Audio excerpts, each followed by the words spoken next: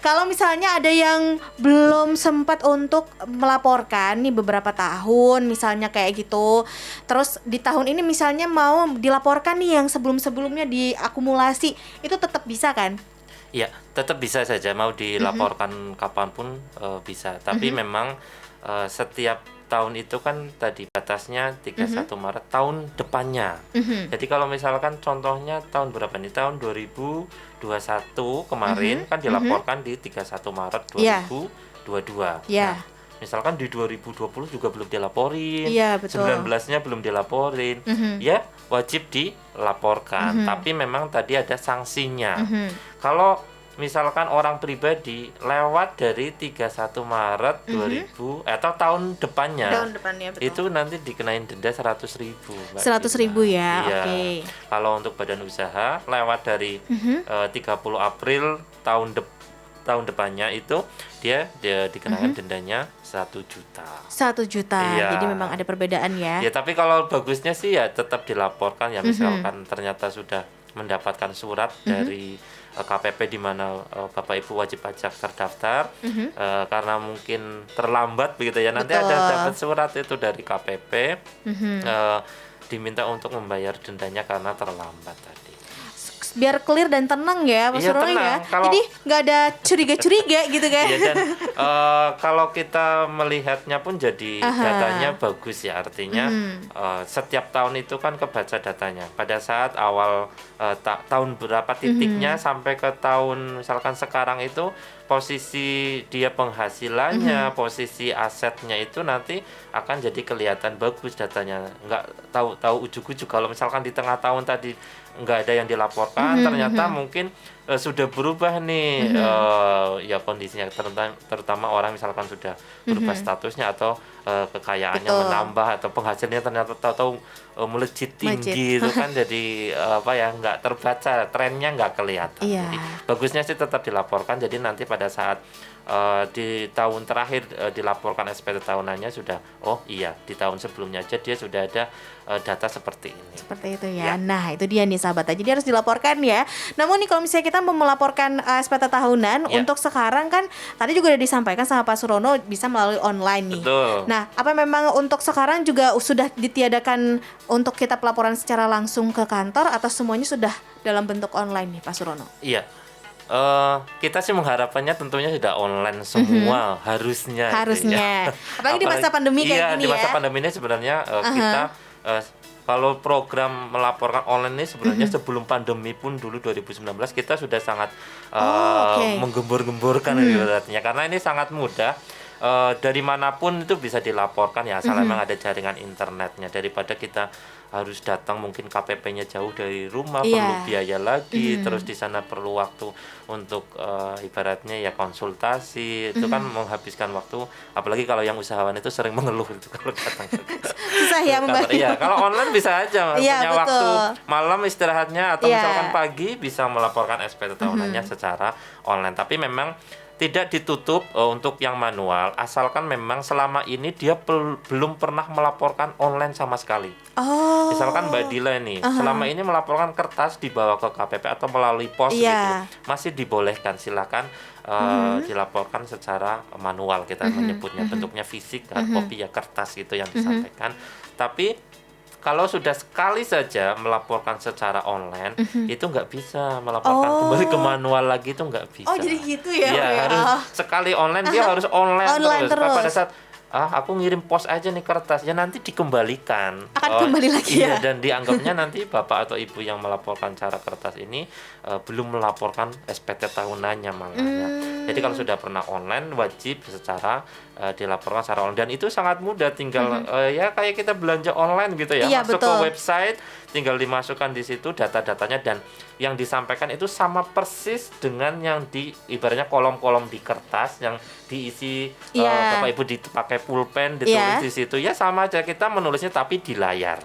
Nggak pakai Perbedaannya kertas itu ya, kita di layar, di situ ada kolom-kolom yang diisi, item atau unsur-unsur yang diisi itu ya sama. Ada 3 hal besar tadi, ya penghasilannya atau pembayaran pajaknya, kemudian ini objek pajak yang termasuk objek pajak atau bukan objek pajak, dan yang terakhir adalah untuk aset kalau ada hutang dimasukkan hutang, dan kalau misalkan untuk yang tadi 1770 S, kalau SS nggak ada.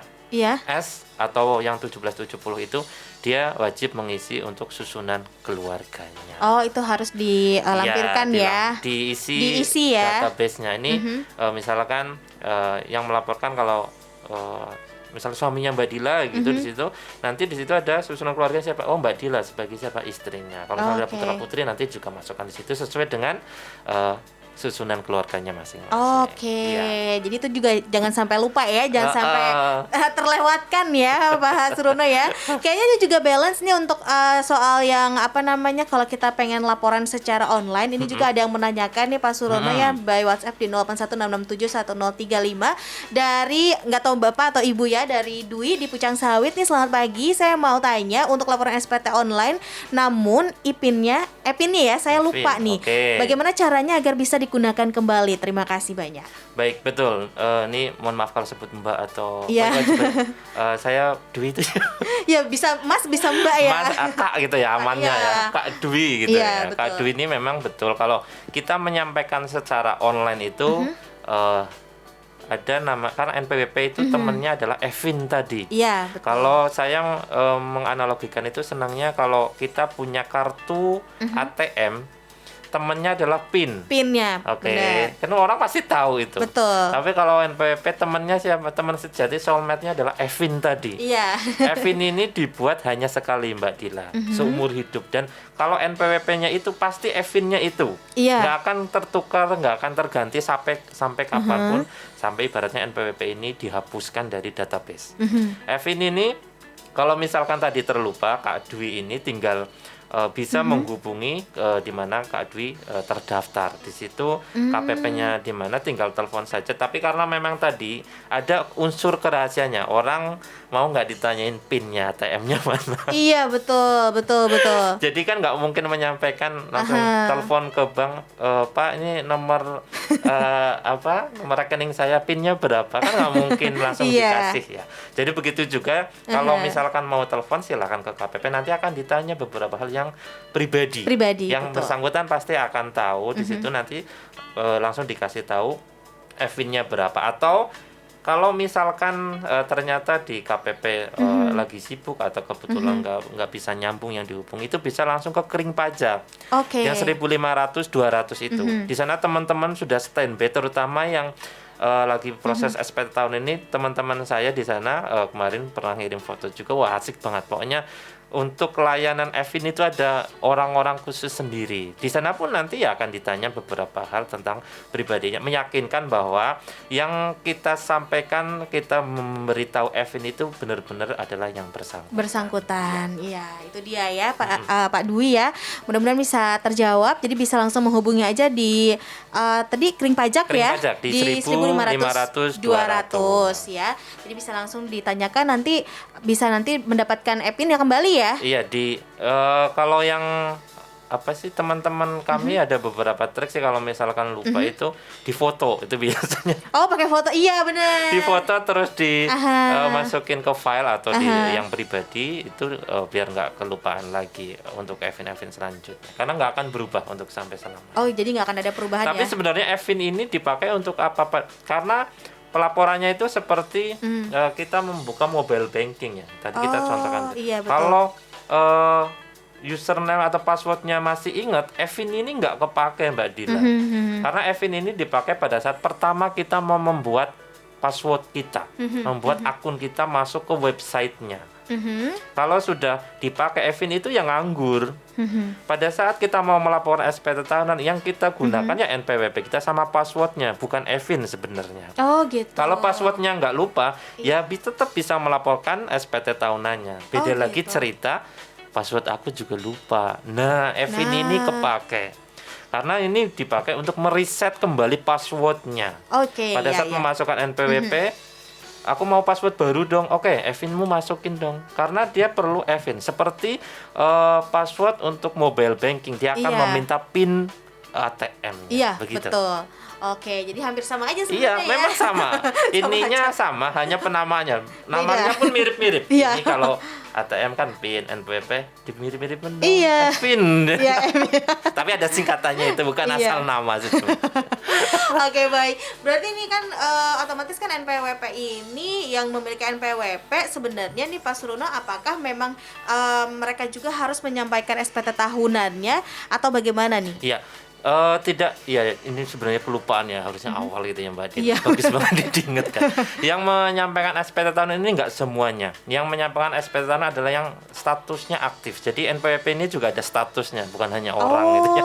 Oh, jadi statusnya juga Ada ya? statusnya. Jadi Oke. kalau NPWP itu ada statusnya aktif, terus ada status bukan inaktif ya, tapi non efektif namanya.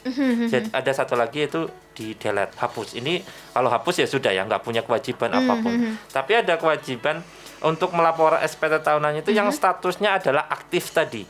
Kalau dia statusnya non efektif, dia nggak kewajiban untuk melaporkan SPT tahunan. Dan satu lagi yang kewajiban menyampaikan SPT, kalau seorang usahawan, misalkan Dila, punya usaha di Surakarta, nanti mau mendaftarkan NPWP di Surakarta. Kemudian buka cabang lagi misalkan di mana ya? Karanganyar. Iya. Dia kan ada KPP juga Iya, di sana. betul. Nanti di daftarkan sana NPWP-nya juga, tapi ada belakangnya cabangnya biasanya 001. Kemudian misalkan buka cabang lagi di Karanganyar ada 002 gitu ya. Yang wajib melaporkan itu yang belakangnya hanya yang 000. Oh. Yang di Surakarta tadi. Iya. Kalau yang di Karanganyar tadi mau cabang berapapun nggak perlu melaporkan SPT tahunannya. Jadi hanya satu orang kewajiban SPT tahunannya satu. Bukan berarti dia misalkan cabangnya banyak, bayangan aja se-Indonesia misalkan satu-satu melaporkan SPT tahunannya ya bingung. Hanya yang pusatnya saja, yang 000, tapi seluruh penghasilannya yang dilaporkan adalah dari seluruh cabangnya tadi. Oh, jadi kayak Bukan gitu hanya ya. yang di Surakarta, Iya, tapi di betul. cabang yang lain diakumulasikan di NPWP yang 000 tadi. Ya. Nah tapi bagaimana nih Ya. Pak Surono? Misalnya nih ya, kalau misalnya kita nih misalnya saya ya pribadi punya NPWP, tapi misalnya akhirnya jadi non efektif. Terus setelah menikah kan suami saya punya NPWP juga. Katanya waktu itu saya pernah dengar kalau misalnya bisa menggunakan NPWP suami atau gimana sih sebenarnya Iya, Pak betul. Surono? Jadi kalau satu keluarga kita satu NPWP diharapkan seperti itu. Tapi betul, misalkan Mbak Dila mau mempunyai NPWP sendiri, menjalankan hak dan kewajiban perpajakan sendiri, diizinkan, masih boleh. Tapi kalau misalkan ya ribet lah menurut, misalkan sama-sama suami istri terus dia hanya satu NPWP, nanti tinggal penghasilannya suami Mbak Dila sama Mbak Dila digabung aja. Yang melaporkan ya hanya suaminya, asetnya nanti digabung juga untuk Mbak Dila sama suami. Tapi kalau misalkan mau menjalankan sendiri-sendiri ya boleh, suami Mbak Dila sendiri, nanti Mbak Dila juga sendiri. Tapi tadi kalau misalkan statusnya sudah non efektif, Mbak Dila ya sudah nggak usah dihidupkan lagi aja, ikut suami saja, nanti tinggal justru yang harapan kami yang punya Mbak Dila dipermanenkan saja statusnya, jadi delatin aja. Oh gitu. Nanti tinggal ikut dengan NPWP suami untuk keperluan apapun. Misalnya ternyata Mbak Dila mau bikin bisnis, diminta NPWP, ya pakai NPWP suami boleh. Nanti dilampirkan dengan kakaknya kan memang ini memang suami kan bisa.